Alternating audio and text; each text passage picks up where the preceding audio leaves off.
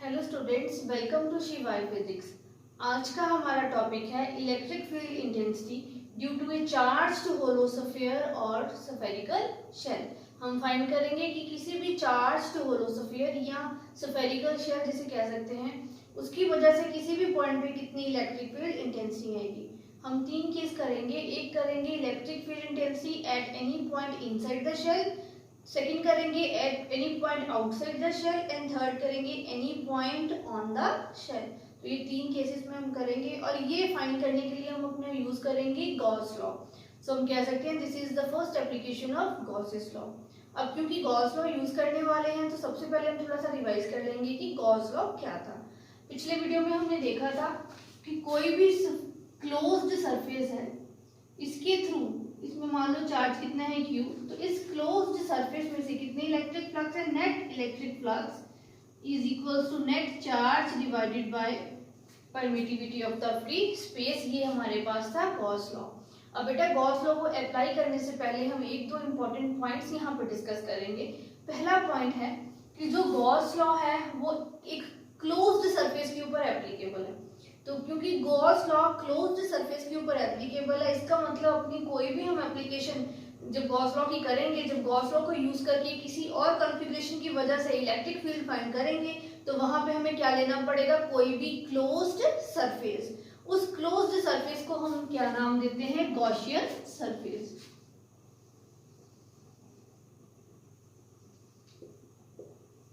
Gaussian surface, इसका मतलब कोई भी एक इमेजिनरी सरफेस कंसीडर करेंगे जिसको हम नाम देते हैं गॉसियन सरफेस, कि इस क्लोज्ड सरफेस के ऊपर हम क्या अप्लाई कर सके, गॉस लॉ, और उसकी नेट इलेक्ट्रिक फ्लक्स फाइंड कर सके।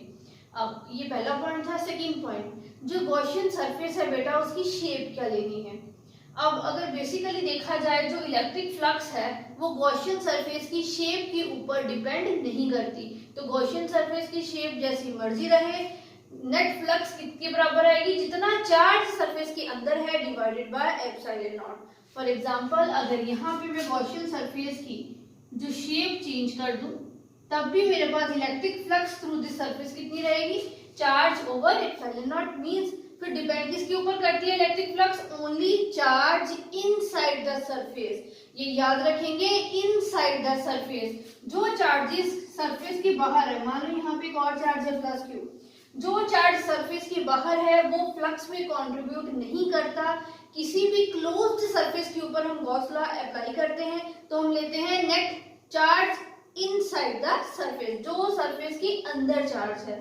क्लियर। साथ ही साथ ध्यान देंगे बेटा इलेक्ट्रिक फील्ड दोनों चार्जेस की वजह से है। इलेक्ट्रिक फील्ड अंदर वाले चार्ज की वजह से भी है, क्योंकि चार्ज है तो उसकी कोई ना कोई इलेक्ट्रिक फील्ड है। इलेक्ट्रिक फील्ड में दोनों ही चार्जेस कंट्रीब्यूट करेंगे, लेकिन इलेक्ट्रिक फ्लक्स में सिर्फ वही चार्ज कंट्रीब्यूट करेगा जो गॉसियन सरफेस के अंदर है, इनसाइड द सरफेस। तो अगर ये पॉइंट्स हमें क्लियर हैं तो हम आसानी से अपनी अप्लाई कर सकते हैं गॉस लॉ। तो हम अप्लाई करके गॉस लॉ फाइंड करेंगे electric field due to a hollow sphere. तो हम फाइंड करेंगे electric field intensity due to a spherical shell और we can say charged hollow sphere. इसके लिए बेटा डायग्राम बनाएंगे। सबसे पहले हम केस 1 लिख लेंगे। Case 1, electric field at any point outside the charged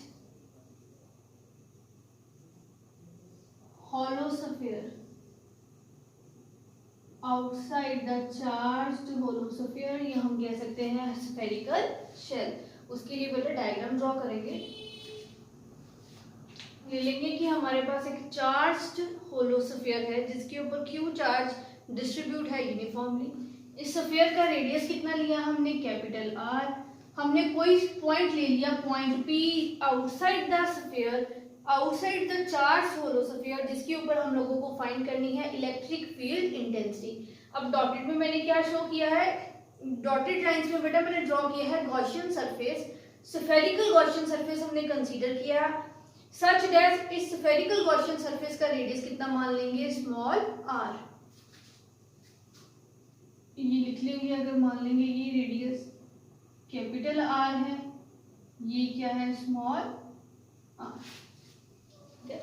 charge Q हम मान लेंगे uniformly distributed over the hollow sphere. अब हम बेटा मान लेंगे पॉइंट पी के ऊपर small area D A consider करेंगे। कंसीडर स्मॉल एरिया डी ए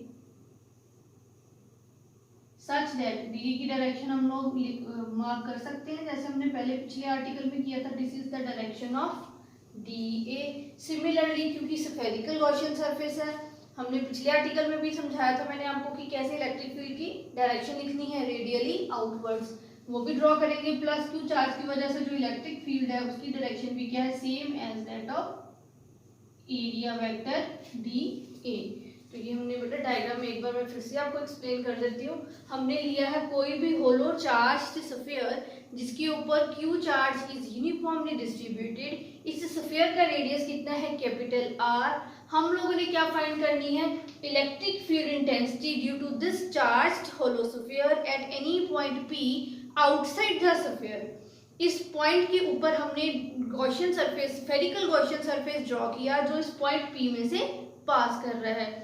पॉइंट पी के ऊपर हमने स्मॉल एरिया डी ए ले लिया। इस एरिया वेक्टर की डायरेक्शन रेडियली आउटवर्ड्स हमने ड्रॉ कर दी और electric field due to this charge distribution उसकी भी डायरेक्शन रेडियली आउटवर्ड्स लिख दी हमने। तो डायग्राम मैंने आपको समझा दी। अब हम देखेंगे electric flux small area D ए में से कितनी है और इंटीग्रेट करके क्या फाइंड करेंगे, total electric flux through the Gaussian surface. तो हम लिख सकते हैं electric flux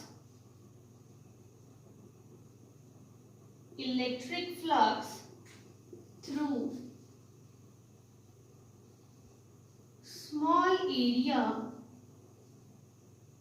dA is d phi is equals to E dA cos theta। अब हमें क्लियरली पता है E और DA में जो एंगल है वो कितना है, 0 डिग्री। cos 0 क्या आता है, 1। तो हम लोग लिख सकते हैं E dA cos 0 degree. So D phi किसके बराबर आ गया, E dA। ये हमने फाइंड किया है स्मॉल एरिया DA में से कितनी इलेक्ट्रिक फ्लक्स पास करेगी। तो हम इसको इंटीग्रेट करके टोटल गॉसियन सरफेस में फ्लक्स निकाल सकते हैं। Therefore net flux through Gaussian surface, net flux through Gaussian surface वो कितनी आएगी, phi is equal to integral D phi which can be written as integral E D A. So हम लिख सकते हैं इलेक्ट्रिक फील्ड आउटसाइड, अंदर क्या आ जाएगा, इंटेग्रल डी ए। पूरे स्फीयर का सरफेस एरिया क्या आएगा, 4πr²।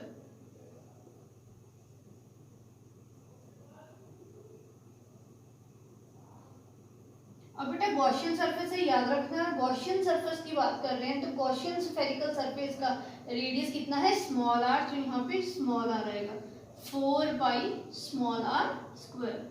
इसको हम मार्क कर सकते हैं इक्वेशन नंबर 1।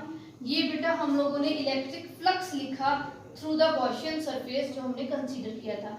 अब इसी गॉसियन सरफेस के ऊपर क्या अप्लाई करेंगे, गॉस लॉ, और हम अपना रिजल्ट फाइंड करेंगे। Now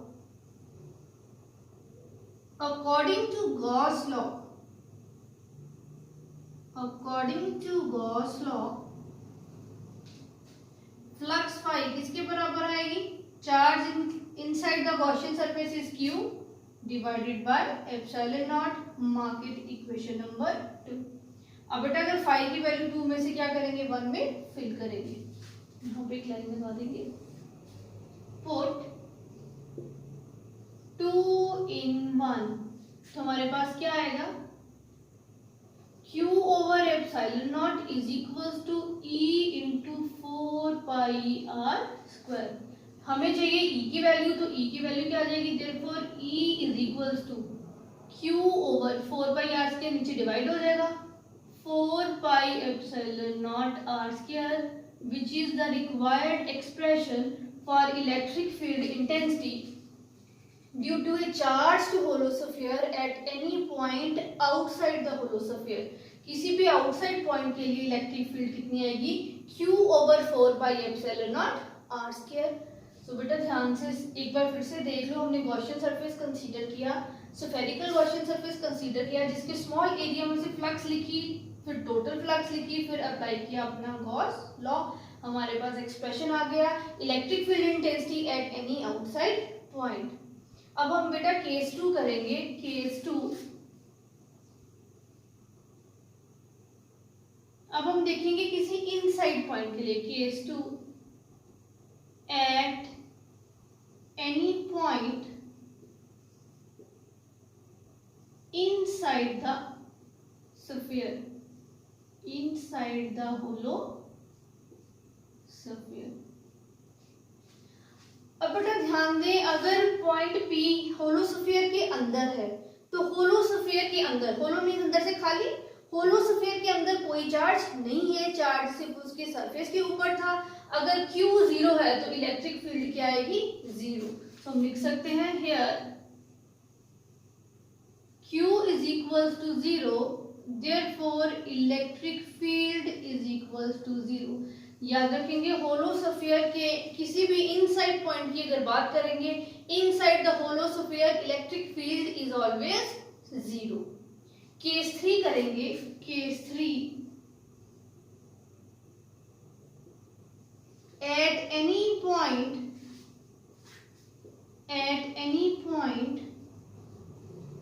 on the holosphere, at any point on the holosphere। अगर बेटा होलोस्फीयर के ऊपर कोई पॉइंट P लेते हैं, means the point P sphere के ऊपर लाई करता है, इसका मतलब पहले जो पॉइंट P की दूरी कितनी थी, small r।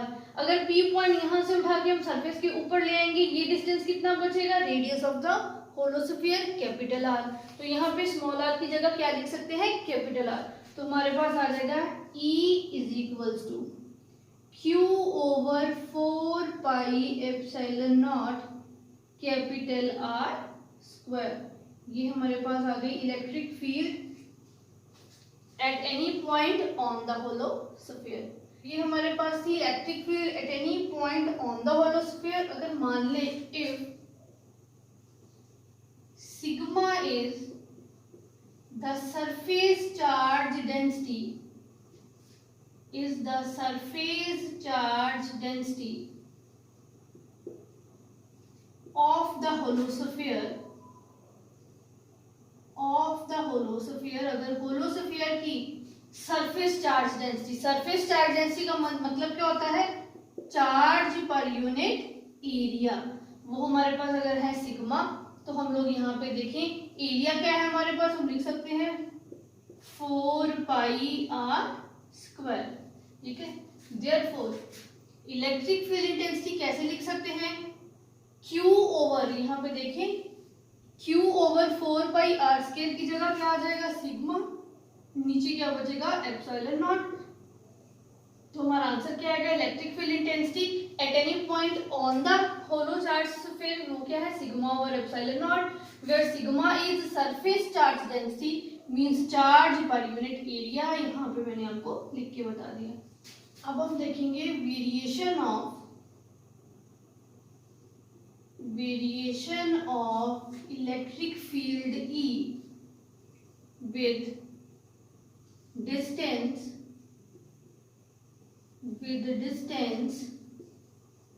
from the center of होलोस्फीयर। होलोस्फीयर की सेंटर से कैसे इलेक्ट्रिक फील्ड वेरी करती है। इस साइड पे बेटा हम लोग ले लेंगे इलेक्ट्रिक फील्ड y एक्सिस पे, x एक्सिस पे हम ले लेंगे डिस्टेंस। तो हमने जो बेटा अभी 3 एक्सप्रेशन निकाले, हमने देखा सेंटर में, सेंटर से लेके सरफेस तक means inside the hollow sphere electric field क्या है, 0। इसका मतलब अगर डिस्टेंस की बात करें सेंटर से लेके distance equal to small r is equal to capital R surface तक, हम मान सकते हैं अंदर हमारी इलेक्ट्रिक फील्ड इंटेंसिटी क्या है, 0। सरफेस के ऊपर हमारी इलेक्ट्रिक फील्ड इंटेंसिटी क्या है, मैक्सिमम।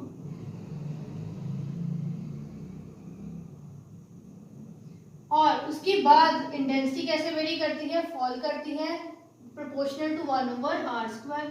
तो उसका ग्राफ कुछ ऐसे हम शो कर सकते हैं, E प्रोपोर्शनल टू 1/r²। तो ये ग्राफ समझ लो बेटा, इलेक्ट्रिक फील्ड अंदर से लेके R is equal to capital R का मतलब कि सरफेस तक, अंदर तक सारी इलेक्ट्रिक फील्ड क्या है, 0।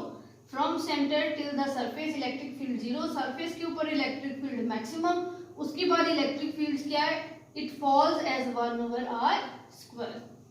पेपर में बेटा जब क्वेश्चन आएगा ये ग्राफ भी आपको साथ में पूछा जाएगा। तो आज के लेक्चर में बेटा बस हम इतना ही करेंगे। आज के लेक्चर में हमने सिर्फ एक एप्लीकेशन डिस्कस की, गॉस थ्योरम की। नेक्स्ट लेक्चर में हम डिस्कस करेंगे some other applications of Gauss law. Thank you.